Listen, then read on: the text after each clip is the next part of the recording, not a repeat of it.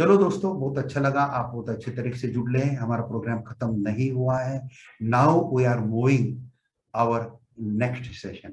अभी हम एवार जो है, एवार एग्जामिनेशन जो सुप्रीम कोर्ट की रहती है, सुप्रीम कोर्ट में जो सुप्रीम कोर्ट का जो कामकाज का फाइलिंग है, सुप्रीम कोर्ट का रजिस्ट्री का काम है, ये एवार ही करता है। इसलिए एवार का एग्जामिनेशन वहां पे होता है, और एग्जामिनेशन एवार का होने के बाद उसमें अगर एग्रीगेट 60% के आगे मार्क्स आते हैं तो ही पास होता है। मिनिमम 50% चाहिए।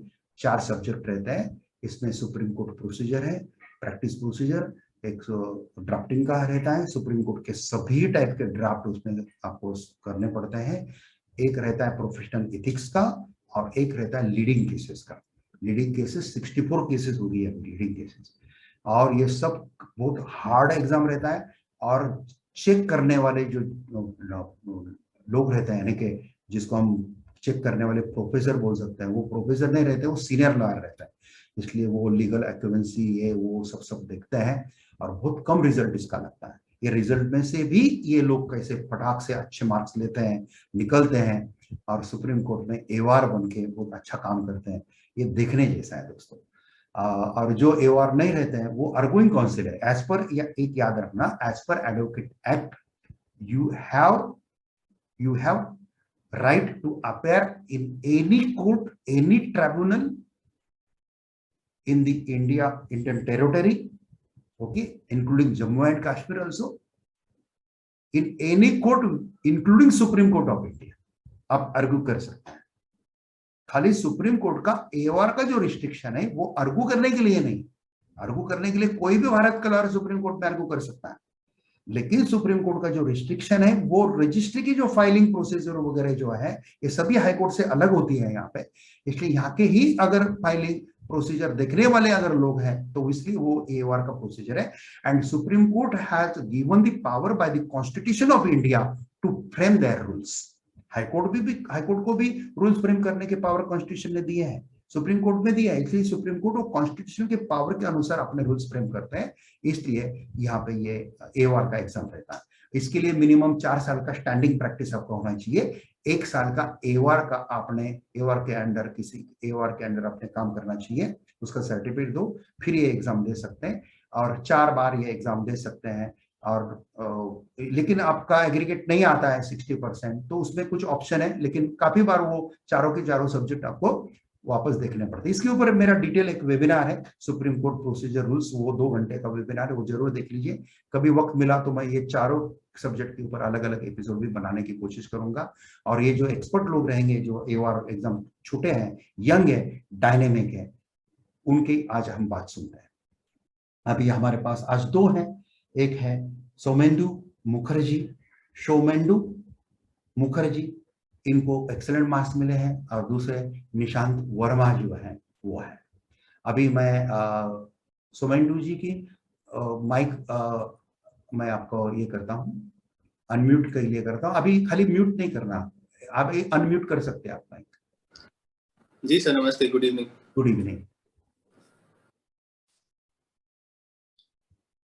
निशांत एडवोकेट निशांत, मैं आपका भी माइक अनम्यूट कर रहा हूं।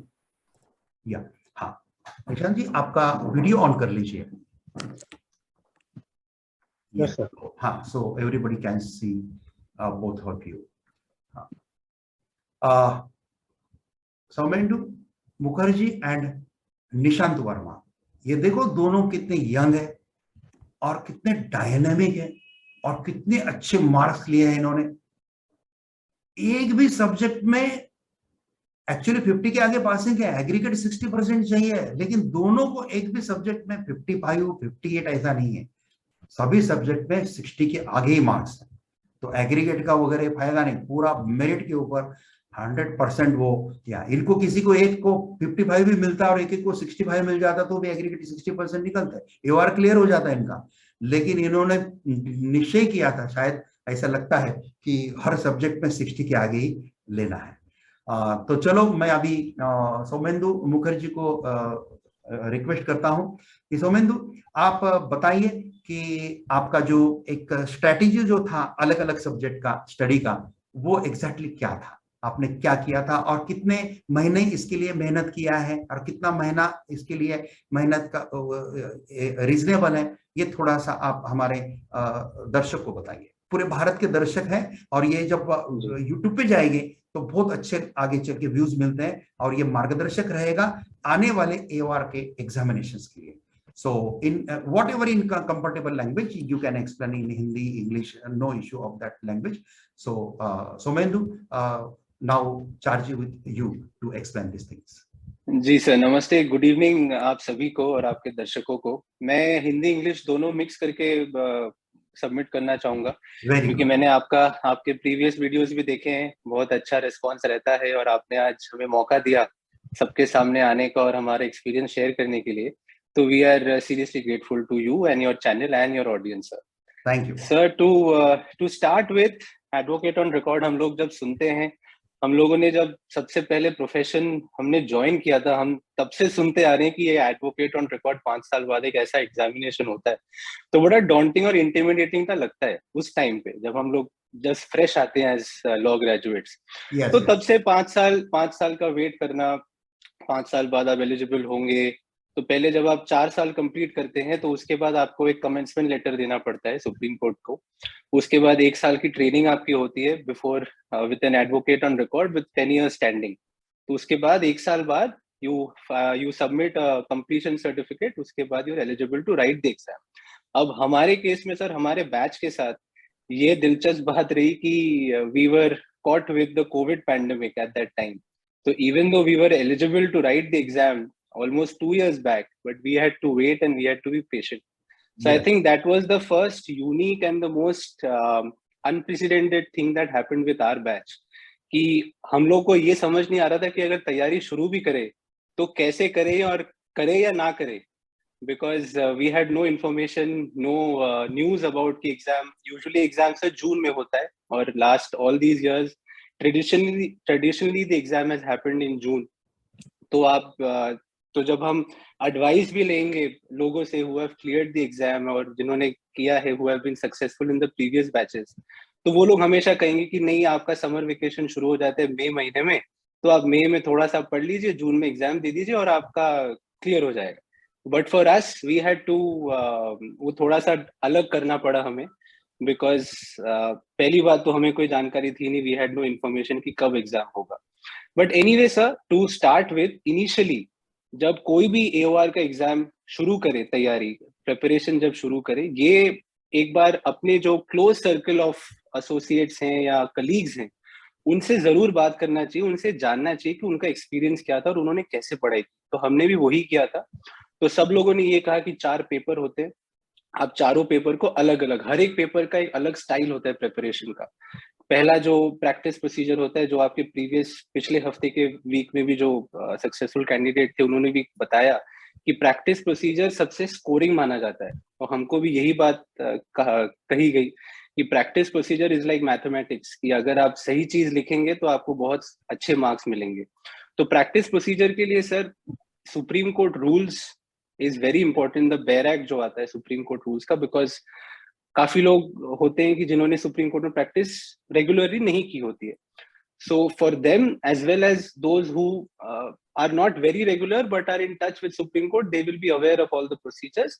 But it's not to mean that जिन्होंने सुप्रीम कोर्ट प्रैक्टिस नहीं किया या सुप्रीम कोर्ट में प्रैक्टिस नहीं करते कि वो भी एग्जाम क्रैक नहीं कर सकते, ये कोई ऐसा मिथ कुछ नहीं है। तो even a person who does not practice in Supreme Court regularly can also attempt and be successful in the AOR examination. तो सुप्रीम कोर्ट रूल्स इसलिए बहुत इंपॉर्टेंट होता है, बहुत उसका मायने है कि सुप्रीम कोर्ट रूल्स का बेयर एक्ट पड़े। तो आपके जो पावर्स ऑफ द जजेस, AOR के पावर्स क्या होते हैं, किस तरह के पिटिशन में किस तरह की फाइलिंग की क्या क्या क्या क्या रिक्वायरमेंट्स होती है, कितने कॉपीज आते हैं, अपील कैसे फाइल होती है, SLP कैसे फाइल होते हैं, रिट पिटिशंस क्या होते हैं। तो पूरा एक आपको एक आइडिया मिल जाता है कि Supreme Court, how does the Supreme Court work as the highest court of our land. तो सुप्रीम कोर्ट रूल्स एक बहुत ही इंपॉर्टेंट एक डॉक्यूमेंट है। और secondly for the practice and procedure examination you have a handbook, एक text book दिया जाता है सुप्रीम कोर्ट के लाइब्रेरी में। तो वो टेक्स्ट बुक आपको पढ़ना बहुत ही जरूरी है। I will just recollect the title of the text book.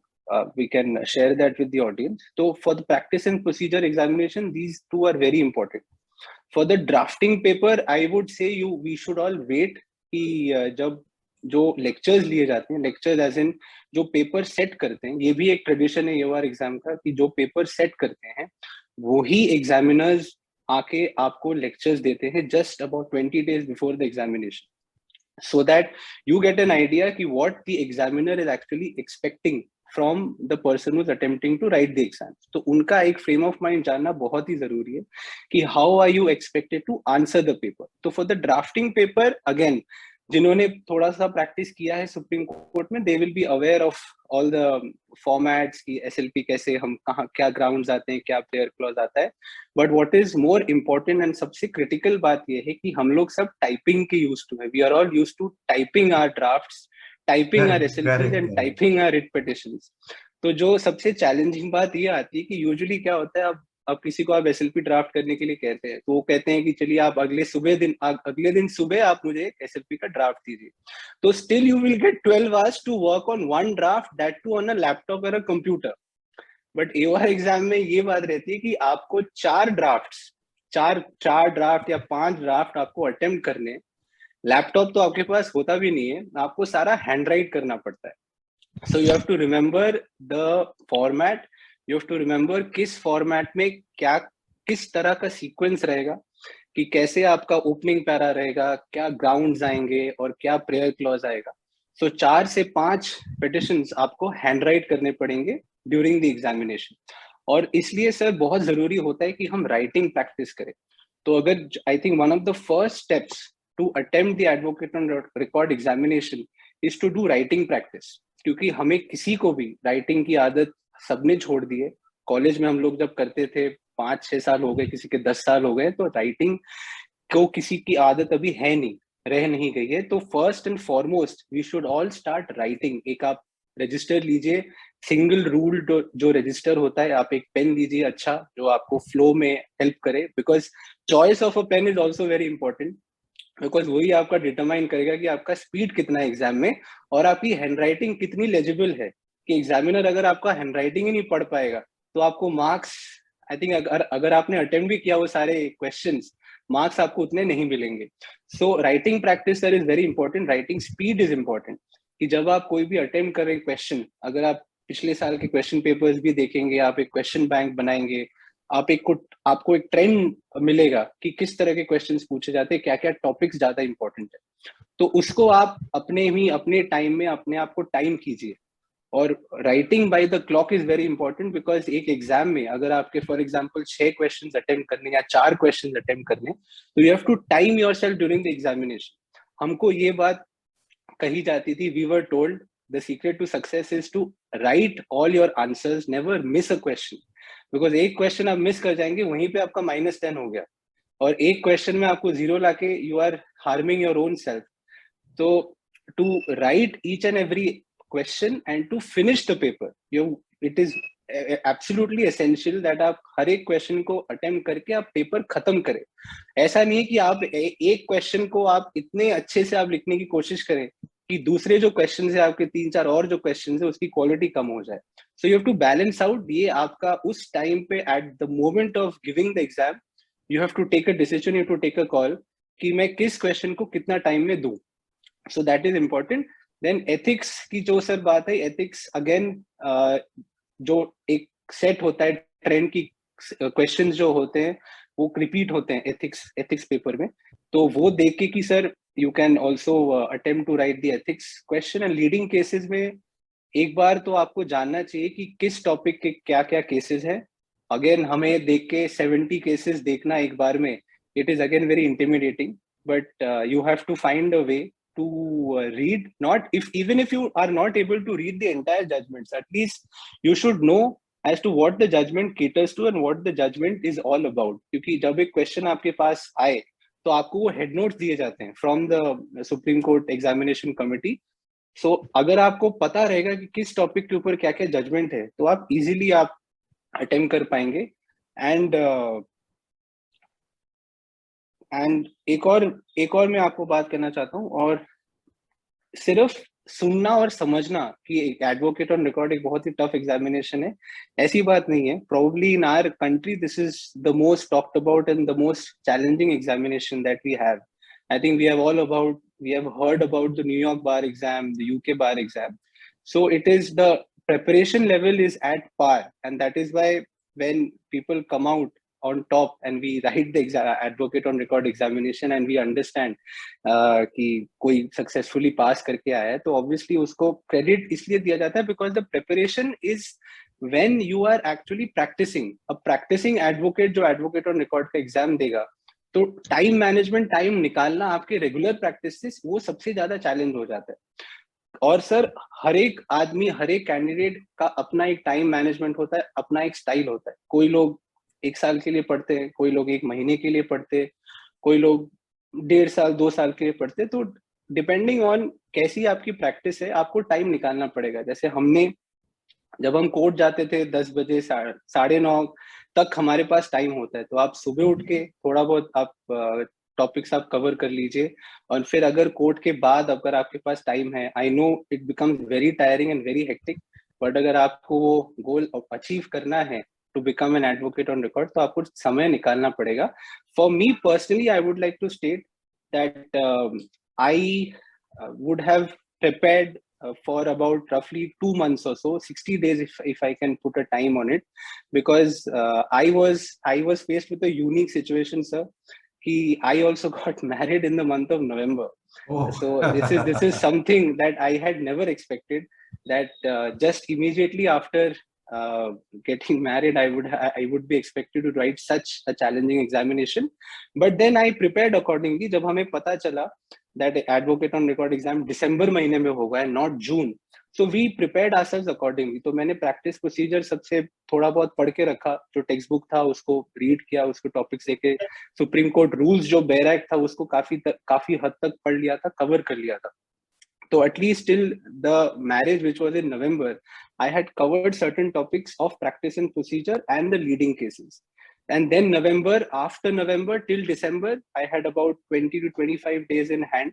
So उन 25 दिन में sir, I got a time to revise, to go through all the topics that I had already covered. And then lectures जो हमारे थे, that was in the first week of December. तो lectures 20 days के पहले, exam के पहले lectures हो जाते हैं. 4 लेक्चर्स होते हैं 4 दिन में. एंड जो advantage that we had was it was all online. तो ऑनलाइन लेक्चर्स के माध्यम से एक रिकॉर्डिंग भी हो जाती थी, and we could always go back and listen to those lectures once again. So that was one advantage that we had. And even during the morning of the exam, आप गाड़ी में जाते जाते भी अगर आप लेक्चर सुन लेंगे तो एक सारे टॉपिक्स आपको रिवाइज हो जाते हैं. एटलीस्ट लीडिंग केसेस के लिए आई हैड दैट अपॉर्चुनिटी. तो मैंने वो गाड़ी में जाते जाते वो लीडिंग केसेस का लेक्चर एक बार सुन लिया था, जिससे कि पूरा एक रिवीजन हो गया. तो आई थिंक एक शॉर्ट समरी मेरे तरफ से, आई थिंक बहुत बढ़िया, बहुत आपने systematic in very precisely you have covered each and every subject's planning strategy to clear this examination, and you already covered that within 2 months also you are eligible to clear that. खाली मैं दर्शकों को ये बताना चाहता हूँ कि AOR बनने के बाद खाली आपको दिल्ली में ही रहना पड़ता है, क्योंकि दिल्ली में सुप्रीम कोर्ट का जो हमारा कैंपस है वहां से 16 किलोमीटर के रेडियस में ही आपको रहना पड़ता है, या आपका ऑफिस चाहिए. इसलिए आप बॉम्बे में रहते हैं और फिर दिल्ली में प्रैक्टिस करेंगे, ऐसा अगर सोचते हैं तो ये AOR मत बनिए. दिल्ली में सुप्रीम कोर्ट में ही प्रैक्टिस करने का उद्देश्य है, तो ही AOR के लिए कोशिश कीजिए. लेकिन एक एग्जाम देना है, इस एंगल से आप कर सकते हैं, कोई प्रॉब्लम नहीं है. अभी मैं इनवाइट कर रहा हूँ निशांत वर्मा जी को. Nishant, advocate Nishant Verma is very helpful to all, always बहुत हेल्पफुल है. वो जो AOR का ग्रुप है, वो ग्रुप में even though at the time of examination also he is giving the answers to different type of queries वगैरह. तो ऐसे ये हेल्पफुल नेचर के लोग बहुत आगे जाते हैं. और मैं सुमेंदु को भी, मुखर्जी को भी और निशांत वर्मा को भी, आज वो यंग है लेकिन आगे चल के मैं उसको सीनियर लॉयर के रूप में या जुडिशरी में या हायर बेंच में आप सुप्रीम कोर्ट के जज के रूप में मैं देखना चाहता हूं। और हो सके तो अगर मैं थोड़ा बूढ़ा भी रहूंगा उस समय बहुत, लेकिन अगर आपके सामने आपको लॉर्डशिप करने का मौका अगर मुझे मिलेगा तो ये मेरा भाग्य रहेगा। ये मेरी आपको दोनों को शुभकामना है। अभी मैं निशांत को यहाँ पे बुलाता हूँ। निशांत, थोड़ा सा आपका बैकग्राउंड अब भी बताइए, और आपका जो स्ट्रेटेजी है ये तीनों चारों सब्जेक्ट का आपका, वो भी बताइए Nishant. Sir, I am from Bihar. Thank you, Shomanji. Thank you, sir, for inviting me on this discussion. Sir, thank you. sir, I hail from Bihar. तो यस। मैं यहाँ पे 5-6 साल से रह रहा हूँ। हाँ हाँ। तो 2015 दिसंबर से रह रहे हैं। तो सर एक डिजायर था कि AOR बनना है, क्योंकि बाहर से आकर के प्रैक्टिस करना थोड़ा मुश्किल हो जाता है। तो AOR बनने पे थोड़ा सा इंडिपेंडेंस आ जाता है कि आपको सुप्रीम कोर्ट में फाइलिंग मिलने लगी और रिकॉग्निशन मिलने लगेगा। तो शुरू से था कि AOR बनना है, नहीं हो। थोड़ा सा निशांत लाउडली बोलना है, थोड़ा सा और लाउडली। हाँ यस। हाँ सर, तो मेरा शुरू से डिजायर था कि मैं AOR बनूंगा, क्योंकि मैं बाहर से आया हुआ था तो काम मिलना मुश्किल हो रहा था। तो सुप्रीम कोर्ट में फाइलिंग पर्पस के लिए AOR होना जरूरी है। बाकी आर्ग्यू तो कोई भी कर सकता है, तो फाइलिंग के लिए AOR होना जरूरी है। बाकी शोमिंदु और आपने बता दिया कि एलिजिबिलिटी क्या है। मैं ये बताना चाहूंगा कि प्रैक्टिस प्रोसीड्योर के लिए मेरा स्ट्रैटेजी क्या था। तो फर्स्ट ऑफ ऑल मैंने क्वेश्चन पेपर सभी डाउनलोड कर लिए थे। 2013 के बाद का मैंने क्वेश्चन पेपर डाउनलोड किया और वो क्वेश्चंस नोट डाउन किए कि कौन से क्वेश्चंस बार बार रिपीट हो रहे हैं। जैसे जुरिस्डिक्शन पे क्वेश्चन बार बार आते हैं, हर साल आया है, हर साल जुरिस्डिक्शन पे क्वेश्चन आया है। तो जुरिस्डिक्शन कॉन्स्टिट्यूशन में भी है और सुप्रीम कोर्ट रूल्स में भी है। तो वेरी वो नाइस। आपको, हाँ, तो वो चीज राइट डाउन करना पड़ेगा कि जुरिस्डिक्शन दोनों को लिखना। अगर एग्जामिनेशन हॉल में आ रहा है तो दोनों लिखना होगा। इस बार सोर्स आया हुआ था कि सोर्स क्या है जुरिस्डिक्शन का। तो कुछ सोर्स पार्लियामेंट से आए हुए थे, कुछ सोर्स कॉन्स्टिट्यूशन से है। आर्टिकल 131 का जुरिस्डिक्शन कॉन्स्टिट्यूशन में है। तो वो सब सोर्स वगैरह थोड़ा सा एनालिटिकल क्वेश्चन था। मैंने एक हैंडबुक से तैयारी की, handbook of practice and procedure. कुछ कुछ क्वेश्चन जैसे मिडनाइट हियरिंग वगैरह सुप्रीम कोर्ट रूल्स में नहीं दिया हुआ है, तो वो हैंडबुक में दिया हुआ है। और जेल पिटीशन वगैरह सुप्रीम कोर्ट में रूल्स में मुझे नहीं मिला, तो जेल पिटीशन वगैरह हैंडबुक में मिल गया मुझे। तो ये क्वेश्चंस कुछ अनकॉमन क्वेश्चंस थे जो कि पहले आए हुए थे। तो मैंने क्वेश्चन एंड आंसर सीरीज बनाए हुए थे अपने नोट्स में, वो मैंने लिखा उसको अपने कॉपी में और उसी को मैंने पढ़ा। बाकी ऑर्डर 4 हुआ, ऑर्डर 4 से और ऑर्डर 5 सुप्रीम कोर्ट रूल से आएगा ही आएगा। वो आपको पूरा एक एक रूल्स याद करना पड़ेगा और अंडरस्टैंड करना पड़ेगा, समझना पड़ेगा। और कंटेम्प्ट से भी क्वेश्चन आता है। कंटेम्प्ट से ऐसा क्वेश्चन है कि वो एथिक्स में भी आएगा और प्रैक्टिस प्रोसीजर्स में भी आएगा। तो कंटेम्प्ट आपको एक रूल्स है, सुप्रीम कोर्ट रूल्स है 1975 का, वो पढ़ना पड़ेगा। वो कंटेम्प्ट पे ही है, वो पढ़ना पड़ेगा। वो एथिक्स के पेपर में भी बहुत जरूरी है। कंटेम्प्ट ऑफ कोर्ट एक्ट के कुछ सेक्शन है, सेक्शन 10, वो उससे भी क्वेश्चन आते हैं एथिक्स में। Now I am going for drafting paper sir.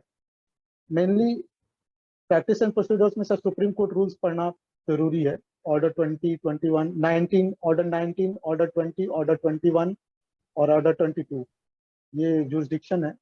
और कॉन्स्टिट्यूशन से देखना है तो आर्टिकल 32, आर्टिकल 131, 132, 133, 134, 136, 137, 139, 141, 142, वेरी नाइस। 144, 145, ये इतना पे पूरा रिमेम्बर कर जाना होगा अच्छे से। और वर्बेटम लिख पा रहे हैं तो और बेटर है।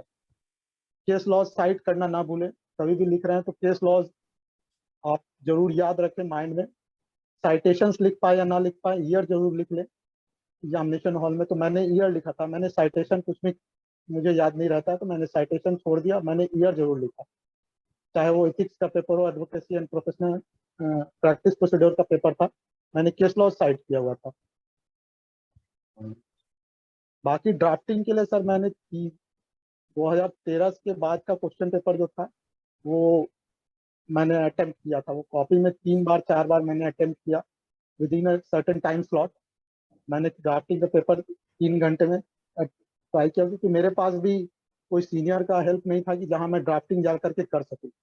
तो मैंने 3 बार वो फॉर्मेट दिया हुआ है, रिट का फॉर्मेट दिया हुआ है, सुप्रीम कोर्ट की वेबसाइट पे दिया हुआ है, वो आप फॉर्मेट देख लो। कुछ डिक्लेरेशन, मैंडेटरी डिक्लेरेशन देने पड़ते हैं रिट में, वो देना, वो आपको माइंड में रखना पड़ेगा।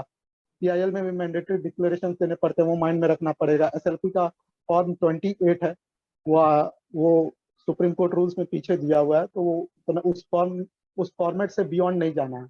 एग्जामिनर मेनली चेक करते हैं कि क्वेश्चंस ऑफ लॉ कैसे फ्रेम हुआ है, ग्राउंड्स कैसे फ्रेम किए हैं, इंटरिम रिलीफ कैसे फ्रेम किए हैं, और प्रेयर कैसे फ्रेम किए हैं। क्वेश्चंस ऑफ लॉ और सब्सटेंशियल क्वेश्चन ऑफ लॉ, इन सभी में डिफरेंस पता होना चाहिए। तो ये ऐसे अगर लिख रहे हैं तो आपकी क्लैरिटी आ जाएगी। बाकी प्रोफेशनल इथिक्स का भी क्वेश्चन पेपर मैंने मुझे ड्यूटीज पे अलग ड्यूटी, 4 ड्यूटीज दिए हुए हैं, duty to court, duty to client, duty to opponent, और एक और दिया हुआ है। चारों ड्यूटी पे रूल्स पढ़ना होगा। Excuse me sir, somebody has come to my home, I am just noting.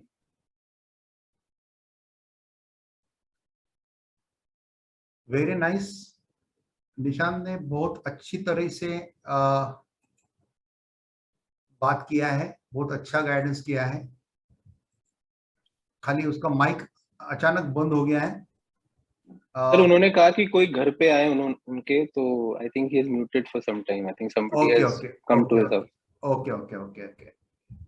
अब वीडियो ऑन है उनका फिर से हाँ वापस। हाँ हाँ हाँ हाँ हाँ, यस हाँ, अभी अनम्यूट कर सकता है निशांत। हाँ सर तो वही मैंने प्रोफेशनल इथिक्स के पेपर में सर सभी क्वेश्चंस को डाउनलोड किया हुआ था, और देखा था कि कौन से क्वेश्चन फ्रीक्वेंटली आ रहे हैं, उसको मैंने कॉपी में लिखा था। जो नहीं मिला उसको भी खोज खोज के लिखे, और बस उतना ही पढ़ा मैंने। जैसे मुझे सीनियर का भी मैंने एक नोट्स लिया हुआ था, तो उन्होंने मुझे बताया कि कंटेंट पे 5 या 10 केस लॉज आप याद कर लेना, मिसकंडक्ट पे 5 या 10 केस लॉज याद कर लेना, लायन पे अलग है, स्ट्राइक पे अलग है। तो वैसे 2-2, 4-4 केसेस आपको करना पड़ेगा। और जैसे आ गया क्वेश्चन, अप्लाइड क्वेश्चंस आते हैं, तो अगर आपको केस लॉज याद रहे तो आप लिख पाओगे। जैसे लायन पे है, न्यू इंडिया एश्योरेंस का एक जजमेंट है, वो बहुत कॉमन जजमेंट है, तो वो AK Saxena versus new India assurance का जजमेंट है, तो वो आपको याद है तो आप लिख पाओगे। और ब्रीफ फैक्ट्स लिखने से काफी है। केस लॉज मेंशन करना बहुत जरूरी है कोई भी पेपर में, तभी मार्क्स आएगा। Very good. Otherwise marks attend कर पाना बहुत मुश्किल है। तो मेरे माइंड में शुरू से था कि मैं केस लॉज, कुछ कॉमन केस लॉज मैंने लिखे हुए थे और वॉल पे पेस्ट कर दिए थे, क्या बात है। और उसी को बार बार देख रहे थे, माइंड में रिपीट कर रहे थे, तो वो मेरे को हेल्प किया। फिजिक्स के पेपर में वेंकट रमनी के नोट्स अवेलेबल हैं सुप्रीम कोर्ट की वेबसाइट पे, AOR का स्टडी मटेरियल, तो उससे मैंने भी कुछ एलिसिट किया हुआ था कि वो जितना समझ में आता था उतना मैंने किया, और उसको अपने कॉपी में नोट डाउन किया। तो बहुत एब्स्ट्रैक्ट क्वेश्चन आते हैं, तो वो मैंने पढ़े और जितना समझ में आया उसका नोट्स बनाया, और उसी को बार बार पढ़ा तो माइंड में याद हो गया कि हाँ भाई क्या लिखना है क्या नहीं लिखना है। ड्राफ्टिंग में सर वो है क्या कि 3 घंटे में 4 पेपर लिखना पड़ता है, तो उसका कोई एक सिविल अपील का मैंने बांके बिहारी की बुक ली हुई थी, तो वो मैंने, जो मुझे हेल्प हुआ, क्योंकि सिविल अपील का फॉर्मेट मुझे कहीं मिल नहीं रहा था। बाकी SLP रिट और SLP civil, SLP criminal writ और ट्रांसफर पिटीशन आएगा ही वो आएगा, और एक आ सकता है सिविल अपील आ सकता है। ऑप्शंस अवेलेबल रहते हैं, हर एक पेपर में ऑप्शंस अवेलेबल रहते हैं, तो वो हेल्प करता है। बाकी लीडिंग केसेस सर पहले 44 था, अब 64 हो गया था, जस्ट 2 महीना पहले। तो सडनली कुछ कुछ केसेस डिलीट हो गए थे और कुछ केसेस ऐड हो गए थे। तो वो मैंने क्या किया कि मैं 1 साल से तैयारी कर रहा था सर, 1 साल में मैंने कंप्लीट तैयारी किया है। Very nice very nice. हाँ, कंप्लीट तैयारी किया, और डेली 3-4 घंटे पढ़ते थे, लिखने का हैबिट डेवलप किए। तो क्योंकि वहाँ लिखना बहुत ज़रूरी है टाइम से। मैंने फिजिक्स के पेपर में मेरे पास कुछ टाइम भी बच गया था, और तो मैंने लिखने का हैबिट कभी नहीं छोड़ा। 2 घंटे 3 घंटे रात में लिखते ही थे, प्रैक्टिस करते थे। तो लीडिंग केसेस मैंने समझना बहुत ज़रूरी है कुछ, और मैंने इंडियन कानून वगैरह से कुछ देखा, जितना समझ में आया। बाकी अदर आर्टिकल्स जो भी अवेलेबल थे गूगल पे, उससे मैंने देखा। SCR या फिर SCC से बहुत ज़्यादा क्लियर नहीं हो पाता था, तो मैंने वो देखा ही नहीं। इंडियन कानून वगैरह से पढ़ा, जितना समझ में आया। जैसे मैं कुछ लीडिंग केसेस पे बता देना चाहता हूँ। बेसिक जैसे 64 लीडिंग केसेस दिए हुए हैं, तो लीडिंग केसेस पे सभी के लिए थोड़ा मुश्किल होता है कैसे पढ़ें। जैसे बेसिक स्ट्रक्चर डॉक्ट्राइन पे 4-5 केसेस है, जैसे केशवानंद भारती है, मेनका गांधी है, मिनर्वा मिल्स है, IR कोहेलो है, और Supreme Court AOR association versus Union of India है, और SR बोमई है। तो ये 6 केसेस मैंने एक साथ पढ़े। Very good. हाँ, रिजर्वेशन पे, रिजर्वेशन को सेग्रीगेट किया, reservation in educational institution and reservation in jobs, इसको दोनों मैंने सेग्रीगेट करके पढ़ा। और जैसे रिजर्वेशन पे 6 जजमेंट, 5 जजमेंट मैंने किया, इंदिरा साहनी, जर्नैल सिंह, TMA पाई, PA इनामदार और प्रमति एजुकेशन, ये 5 जजमेंट रिजर्वेशन पे ही है। फिर 10th शेड्यूल पे 3 जजमेंट दिया हुआ है 64 लीडिंग केसेस में, Kihoto, Rameshwar Prasad versus Union of India, और Keisham Meghachand Singh versus honourable speaker Manipur legislative assembly, ये 3 10th शेड्यूल पे है। तो इसको एक साथ पढ़े। आर्बिट्रेशन पे SBP वर्सेज पटेल इंजीनियरिंग और NHAI का जजमेंट है, इसको एक साथ पढ़े। ओह क्या बात है। ट्राइबलाइजेशन पे चंद्र पे कुछ जजमेंट दिए हुए हैं, तो उसको मैंने एक साथ पढ़ा। Chandra Kumar versus Union of India, Roger Mathew, Madras bar association, Swiss Ribbons versus Union of India, committee of creators versus Satish Kumar Gupta, इसको मैंने एक साथ पढ़ा। और प्राइवेसी पे KS पुट्टास्वामी 2 जजमेंट दिया हुआ है, एक 2017 का है और 2018 का है। और Selvi versus state of Karnataka भी प्राइवेसी पे ही है मेनली फोकस, तो इसको मैंने एक साथ पढ़ा। PIL 2 है, PIL पे 2 जजमेंट दिया हुआ था, एक DK Basu versus state of West Bengal और Vishakha versus state of Rajasthan, इसको मैंने एक साथ पढ़ा। क्यूरेटिव पिटिशन और आर्टिकल 142 पे 2 जजमेंट्स दिए हुए थे, AR अंतुले वर्सेज RS नायक और रूपा अशोकपुरा वर्सेज अशोकपुरा, ये क्यूरेटिव पे ही है और आर्टिकल 142 पे है, तो इसको मैंने एक साथ पढ़ा। विमेन्स इशूज पे अलग से मैंने सेग्रीगेट किया हुआ था, जैसे Gita Hariharan versus RBI, Shakti Vahini versus Union of India, Shayara Bano versus Union of India, Lalita Kumari criminal पे है, Lalita Kumari versus union government of UP, Mukesh versus NCT of Delhi, death penalty पे है, तो इसको मैंने एक साथ पढ़ा। Joseph Shine versus Union of India, Sushila Agarwal versus NCT, total मैंने 58 से 60 केसेस तैयारी की और समझ समझ के पढ़े, तो प्रॉब्लम नहीं हुई, कॉन्फिडेंस गेन हो गया, कॉन्फिडेंस गेन हो गया, और उसको मैंने लिखा। वाह। बिना देखे मैंने लिखने का प्रैक्टिस किया, थोड़ा कॉन्फिडेंस जितना समझ में आया।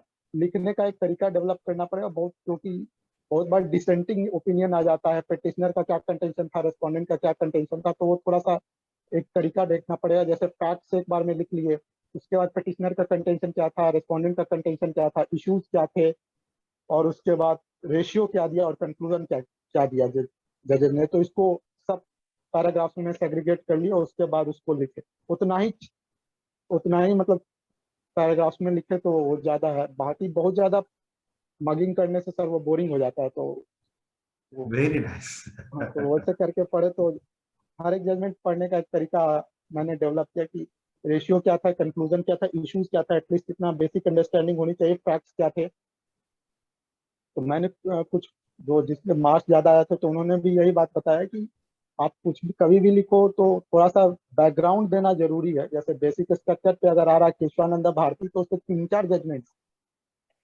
जजमेंट्स पे सब थोड़ा रिलेट करके लिखोगे, तो आपको एग्जामिनर को लगेगा कि बंदे ने पढ़ा है। क्या बात। तो हाँ, तो वो समझना जरूरी है, क्योंकि वो चेक करते हैं कि आपने थॉरली तैयारी की है कि नहीं की है। मुझे बात लेक्चर से पता चली कि मैंने 2 बार लेक्चर अटेंड किया है, तो एक 2019 में और एक 2020 में। ये जो अभी लेटेस्ट 2021 में एग्जाम हुआ, उससे पहले मैंने अटेंड किया। लेक्चर मैंने 2-3 बार अटेंड किया, तो पता चल जाता है कि वो किस तरह से चेक करते हैं, इनका आइडिया पता चल जाता है। और वेंकट रमनी की बुक्स मेरे पास नहीं थी, मैंने राजू रामाचंद्रन की बुक ली हुई थी फॉर प्रैक्टिस एंड प्रोसीड्योर्स, तो उसमें समझाया बहुत अच्छा है। हाँ वो है ओल्ड सुप्रीम कोर्ट रूल्स पे है, लेकिन उसमें केस लॉज वगैरह दिए हुए हैं, स्कोप एंड एम्बिट आता है 32 और 136 का।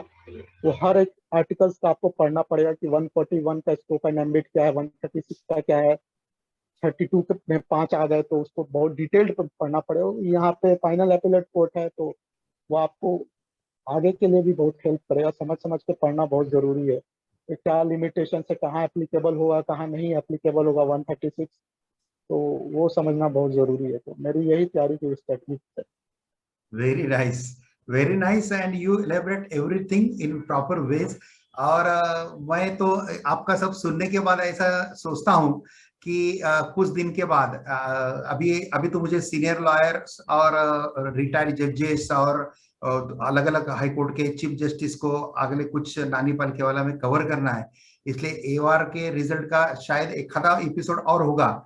लेकिन हम एवार के एग्जाम जब आएगी नजदीक, ओके, एवार के एग्जाम दिसंबर में नजदीक आएगी, तो नवंबर में हम चारों एपिसोड जो करेंगे ना, वो चारों सब्जेक्ट के ऊपर एक 4 एपिसोड करेंगे। और उसमें से जो अभी के जो हमने इंटरव्यू लिए हुए लोग हैं, जैसा आप लीडिंग केस के लिए मैं निशांत आपको लूंगा, ओके, वो पूरा एपिसोड है कि आपने ये 64 लीडिंग केसेस का थोड़ा सा समरी, थोड़ा सा ये उनको बताना कि वो संग्राह्य होगा, लोगों को वो वीडियो संग्राह्य होगा, बराबर है। जैसा कि इथिक्स के वगैरह ऊपर सपोज सोमेंदु का हमने पूरा बना लिया, ऐसे एक और हमारी जो अनुजा मैडम थी पिछले प्रोग्राम में आई थी, ओके, वो अनुजा मैडम का एक सब्जेक्ट के ऊपर, ऐसा पूरा एक आदमी को लेके एक सब्जेक्ट के ऊपर ही हम पूरा वीडियो अगर बनाएंगे और आप उसमें गाइड करेंगे, तो वो एक अच्छा संग्रह रहेगा। जितने सीनियर लॉयर के लेक्चर्स फेमस हैं, उतने ही लेक्चर आप लोगों के भी फेमस इंडिया में हो जाएंगे। और मुझे यही खुशी है कि जो दिल्ली में इजीली हमको मिलता है सुप्रीम कोर्ट में, ओके, जैसे अभी तो वर्चुअली हम मिल रहे हैं, प्रोग्राम होने के बाद जैसा ऑर्गेनाइजर चाय भी पिलाता है, कॉफी पिलाता है, वैसा मेरे ऊपर आपका चाय कॉफी खाना बाकी है। तो जब हम सुप्रीम कोर्ट में 2-3 दिन में मिलेंगे, तो सोमेदु और निशांत दोनों को आपको बोलता हूँ कि हम खाना साथ में खाएंगे, ओके। और बहुत अच्छे तरीके से उस दिन तो मैंने निशांत को तो मुंह मीठा किया, हम कैंटीन में निशांत को लेके गए थे, बातें भी की थी। उस दिन आप मिले नहीं हमको, लेकिन अभी मैं मेरे कुछ 2-4 दिन में है आर्गुमेंट के कुछ केसेस, या 15 अगस्त के बाद कुछ है। और तो जब भी मैं सुप्रीम कोर्ट में आऊंगा, जब हम प्लान करेंगे और आपके साथ ये करेंगे, और आप लोग जैसे यंग लोगों के साथ जैसे सीनियर लॉयर में हम बैठते हैं, तो उसका एक आनंद अलग मिलता है। लेकिन आप लोगों के साथ जब बैठते हैं, तो आप लोगों का काम करने का स्पीड, सोचने का स्पीड, आज ये कितनी कौतुक की बात है। बिहार के रूरल एरिया से आप आते हैं, यहाँ पे अकेले रहते हैं, और जिद्द से 1 साल से पूरी मेहनत के साथ you are getting the legal accuracy, you have a proper mastery on the legal words also। जब मैं आपका आपके मैसेजेस देखता हूँ, आपका जो ये देखता हूँ, उसमें प्रॉपर वर्ड, ये जो डेडिकेशन है ना, ये डेडिकेशन के कारण ही लोग बहुत अच्छे स्टैंड होते हैं। और बहुत बढ़िया ढंग से आप स्टैंड हुए हैं, और आगे चल के बहुत एक 5 साल के बाद मैं आपका जो फ्यूचर देख रहा हूँ, वो बहुत अलग लेवल पे देख रहा हूँ। और 20 साल के बाद तो जैसे मैंने बोला, वैसा शायद मुझे लॉर्डशिप आपको बोलने का मौका भी आएगा, या अलग अलग जगह पे नेशनल इंटरनेशनल आर्बिट्रेशन में भी आप अच्छे काम करेंगे। तो ऐसे हैं दोस्तों, ये नानी पालकी वाला वेडनेसडे लॉ क्लब का मकसद ही ये है कि जो स्टॉलवर्ड्स है लीगल फ्रेटर्निटी के, होने वाले स्टॉलवर्ड, होते हुए स्टॉलवर्ड्स, ये सबको आपके सामने लाना, और कुछ ना कुछ एक ब्रेनस्टॉर्मिंग करके 1 घंटा नए नए लॉ के ऊपर देना। अगले वेडनेसडे को, अभी ये वेडनेसडे को मैंने क्रिमिनल लिया, पिछले वेडनेसडे को अलग अलग लिया, ऐसा अगले वेडनेसडे को मैं डायरेक्ट अभी आपको कॉर्पोरेट लॉ में लेके जाऊंगा। अगले वेडनेसडे को मैं फेमा का ले रहा हूँ, फॉरेन एक्सचेंज मैनेजमेंट एक्ट। ये फेमा का कानून के ऊपर मैं कानून भी बताऊंगा, और फेमा के ऊपर केसेस बताऊंगा। फेमा और पीएमएलए एक्ट, ये दोनों का इन्वेस्टिगेशन ईडी एजेंसी करती है, ये पुलिस के पास पावर नहीं है। ये फेमा और फॉरेन एक्सचेंज मैनेजमेंट, और दूसरा पीएमएलए जो prevention of money laundering act है, ये दोनों का जो पुलिस है, वो पुलिस ईडी है, एनफोर्समेंट डायरेक्टरेट। तो एनफोर्समेंट डायरेक्टरेट बड़े बड़े लोगों के पीछे क्यों लगता है, कैसा होता है, ये सब जो है, और उसके रिलेटेड केसेस, ये हम 1 घंटे में देखेंगे।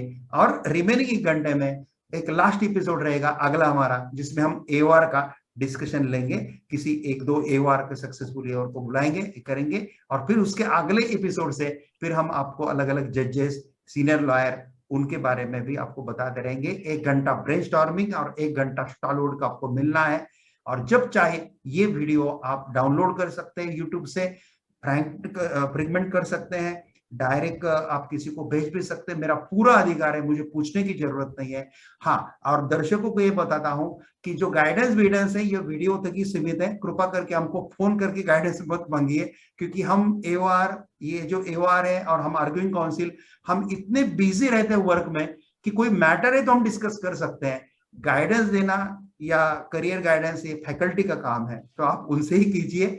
लेकिन जहां तक हमारा बिजी शेड्यूल में से हम समय निकाल के कुछ चीजें आपके लिए करते हैं और ये आपके साथ शेयर करते हैं, तो बस ये हमारे लिए सौभाग्य की बात है। पूरे भारत से लोग ज्वाइन होते हैं और फिर ये आगे सिलसिला चलता है। मैं अभी वीडियो जो डालूंगा यूट्यूब के ऊपर, आपको पूरा के पूरा जो एक मेरा 1.5 घंटे का भी है एपिसोड हुआ है वो भी डालूंगा, और एवार का एपिसोड एक अलग करके भी यूट्यूब पे अलग डालूंगा। तो खाली एवार का अगर किसी को देखना है तो he can see that, and खाली दोनों टोटल कंबाइन देखना है तो भी देख सकते हैं। 1-2 दिन में आपको आ जाएगा, वीडियो भी आएगा। वो खाली हमारे ऑफिशियल ग्रुप जो है नानी पालकीवाला वेडनेसडे लॉ क्लब 1 में ही वो वीडियो आता है, लिंक उसका, और ये जजमेंट जो मैंने डिस्कस किए वो आएंगे। बाकी किसी ग्रुप के ऊपर हम वो वीडियो डालते नहीं है, खाली एओआर के ग्रुप में डालते, क्योंकि एओआर के अंडरस्टैंडिंग के लिए वो वीडियो रहते हैं। बाकी किसी ग्रुप में हम नहीं डालते, क्योंकि ग्रुप को बार बार परेशान करना अच्छी चीज नहीं है। बस इतना मैं बोलता हूँ, और यहाँ पे मैं सबका बहुत बहुत धन्यवाद करता हूँ। और स्पेसिफिकली आज जो हमारे इनवाइटेड गेस्ट हैं सोमेंदु मुखर्जी और निशांत वर्मा, दोनों को बहुत बहुत प्रोग्रेस के लिए बधाई देता हूँ। और मेरे लिए जो भी सेवा है आप जरूर बता सकते हैं, जहां पे भी जो सपोर्ट चाहिए आप जरूर हमको सपोर्ट मांग सकते हैं। आपके टैलेंट का भी हम फायदा जरूर लेंगे, और जरूर भारत के जो लोग न्याय मांगने के लिए हमारे पास आते हैं उनको अच्छा जस्टिस देने की कोशिश हमारी ऑलवेज रहती है। पूरी जान लगाते हैं हम सुप्रीम कोर्ट में। हम आप सब जो भी सुप्रीम कोर्ट में जो भी लॉयर है, SCBA के हैं, स्कोरा के हैं, सब लॉयर बहुत अच्छा एफर्ट्स लेते हैं, और इसलिए इंस्टीट्यूशन का नाम बहुत अच्छा है। सबके लिए बहुत बहुत शुभकामनाएं, और यहाँ पे रुकता हूँ। जय हिंद, वंदे मातरम। Thank you very much. Thank you.